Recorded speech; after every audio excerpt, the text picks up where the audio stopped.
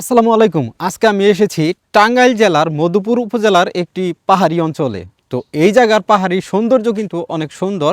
তো চলেন ভিডিও শুরু করি আর দেখি এই পাহাড়ি এলাকাটা ঘুরে ঘুরে।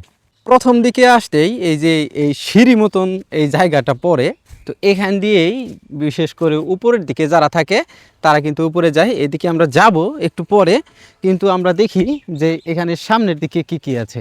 আর দেখেন পাহাড়টা জাস্ট এখানে, এটা কত উঁচু। ওয়াইড লেন্সের একটি ক্যামেরা আমার, কিন্তু তাহলেও তারপরেও এটা কত উঁচু দেখা যাচ্ছে। আপনারা দেখতে পাচ্ছেন এখানে বৃষ্টি হলেই এই যে উপরে যে গাছপালাগুলো আছে সেগুলো ভেঙে পড়ে অনেক সময়। তো এখানে অনেক আগে এটা অনেক বড় একটা পাহাড় ছিল, তো ভেঙে পড়েই কিন্তু এরকম হয়েছে। আর এটার উপরে আছে বিশাল বড় আনারসের বাগান, অনেক বড় আনারসের বাগান আছে, আমরা সেই দিকেও যাব। তো এই দিক থেকে যখন আপনারা এই রাস্তা ধরে হাঁটবেন, যদি কখনো আসেন আপনারা এখানে, তখন আপনারা দেখতে পারবেন যে এই পাশটায় উপরের দিকটায় দেখতে পারবেন অনেক অপরিচিত গাছপালা, বিশাল বড় বড় এক একটা গাছ, শত বছরের পুরানো অনেক গাছ আছে এইখানে। এখানে এসেও আমার একটা ফলোয়ার পেয়ে গেছি। আর দেখেন ওই যে এই ছোট ভাই কিন্তু আমার ভিডিও দেখে। হ্যাঁ, তোমার নাম কি? সাগর। আচ্ছা, ওর নাম হচ্ছে সাগর। আর তুমি কোন ক্লাসে পড়ো? ফুরে। ফোরে পড়ালেখা করে। কোন জায়গায় পড়ো? লুচিয়ানগর বাড়ি। আচ্ছা, লুচিয়ানগর বাড়ি। লুচিয়ানগর বাড়ি যে স্কুল আছে, আমি আপনাদেরকে অনেক আগে দেখিয়েছিলাম, সেখানেও পড়ালেখা করে। আর ও হচ্ছে আমাকে ফলো করে, তো ওকে অনেক ধন্যবাদ। ভালো থেকো। হ্যাঁ, তো আমি এখন যেখানে আসছি এইটার পাশে কিন্তু ছিল একটা বিল। একসময় একটা বিল ছিল অনেক বড়। তো সেই বিলটা কালক্রমে এখন আর নাই, কিন্তু এই পাশে যে পাহাড়ি সৌন্দর্যটা সেটা কিন্তু এখনও আছে। এই দিকে অনেক জঙ্গল এলাকা, আর এই জঙ্গল এলাকা ধরে আমি একটু উপরের দিকে এসেছি। আর এখানে কিন্তু মানে সন্ধ্যার পর থেকে প্রচুর পরিমাণে শিয়াল থাকে। আর দেখেন এই যে এখানে দেখেন দেখেন এই যে মুরগি ধরে এনে খাইছে মনে হয় এখানে। এখানে মনে হয় কোনো শিয়াল মুরগি ধরে আনছে, আনার পর খাইছে, ঠিক আছে।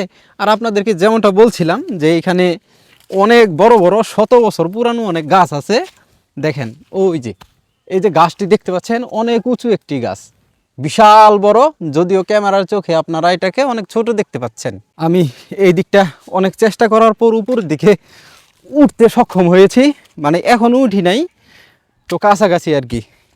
আর এখানে বিশাল বড় বড় অনেক কাঁঠাল গাছ আছে। তো এখন কাঁঠালের সময় আসতেছে। অনেক সময় হয় কি একদম নিচে এই যে দেখতে পাচ্ছেন, এগুলাকে কাঁঠালের মুচি বলি আমরা।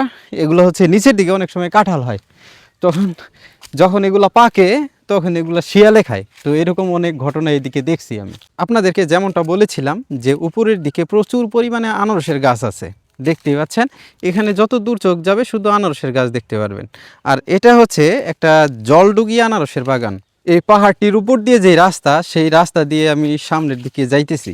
আর এদিকের রাস্তাগুলা জাস্ট দেখেন কেমন পাতা পরে একদম ঢেকে আছে, ঢাকা অবস্থা।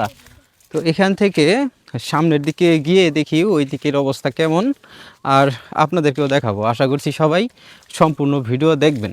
আর দেখেন এই গাছটার ভিতরে, এই গাছের মধ্যে কেমন লতা পাতা কিভাবে লেগে আছে, এগুলাকে কি বলে? হ্যাঁ, চুই চুই ঝাল এরকম হয় সম্ভবত, কিন্তু এটা চুই ঝাল না, এটা হচ্ছে জঙ্গলেরই একটা উদ্ভিদ। দেখেন দেখেন যেমনটা বলেছিলাম যে এই দিকে প্রচুর পরিমাণে শিয়াল থাকে। দেখেন এই যে এখানেও কিন্তু একটা মুরগিকে ধরে এনে খাইছে, দেখছেন? এই যে দেখেন এখনো এখনো এই যে যেই চামড়াগুলা আর হচ্ছে এটা ফৈর বলি এগুলাকে আমরা, এখনো এইদিকে পড়ে আছে।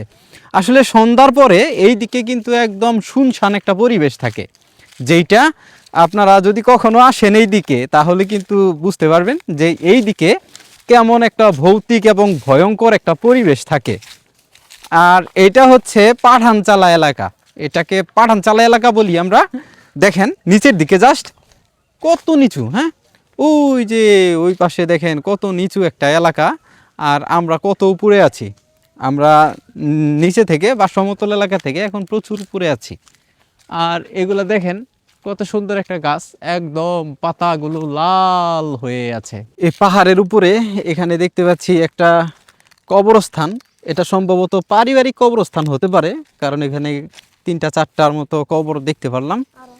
আর এই দিক দিয়ে দেখি আরো সামনের দিকে কি কি আছে। পাহাড়ের লাল মাটিগুলো আসলে আপনারা যদি কখনো এক্সপ্লোর করার জন্য আসেন বা টাঙ্গাইল যদি আপনাদের ঘোরার ইচ্ছা থাকে তাহলে আপনারা নির্দ্বিধায় টাঙ্গাইলের মধুপুরে চলে আসবেন, কারণ এই মধুপুরে আপনারা এসে যা যা দেখতে পারবেন সেগুলো সচরাচর কিন্তু সব জায়গায় দেখতে পাওয়া যায় না।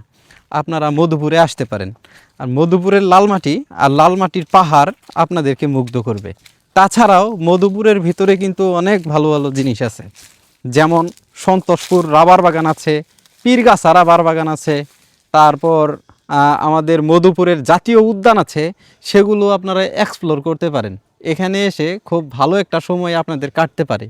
আমরা এই পাহাড়ের উপরে ঘুরতে ঘুরতে এই রাস্তাটা পেয়েছি, আর এই রাস্তাটি দিয়ে আবারও আমরা নিচের দিকে আসতেছি। আর এখানে সম্ভবত একটা বাড়ি দেখতে পাচ্ছি, অনেক সুন্দর একটা বাড়ি। আর এই বাড়ির পাশ দিয়ে যে রাস্তাটি আছে সেখান দিয়ে আমি সামনের দিকে যাব। আর এদিক দিয়ে সামনে আসলে একটা মসজিদ আছে, যেটা খুব সুন্দর একটা মসজিদ, যেটার নাম হচ্ছে লুচিয়ানগর বাড়ি পূর্বপাড়া মসজিদ বলে এটাকে। আর এটা দিয়ে সামনের দিকে অনেক ঘুরলাম আজকে আমি। আর এই দিকের যে গ্রামীণ সৌন্দর্য সেটা আসলে খুবই সুন্দর এবং চোখে দেখার মতো। আপনারা যারা এতক্ষণ আমার ভিডিও দেখেছেন তাদের সবাইকে ধন্যবাদ।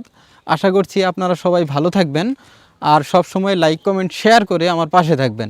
ধন্যবাদ সবাইকে। আল্লাহ হাফেজ। দেখা হবে পরবর্তী কোনো ভিডিওতে।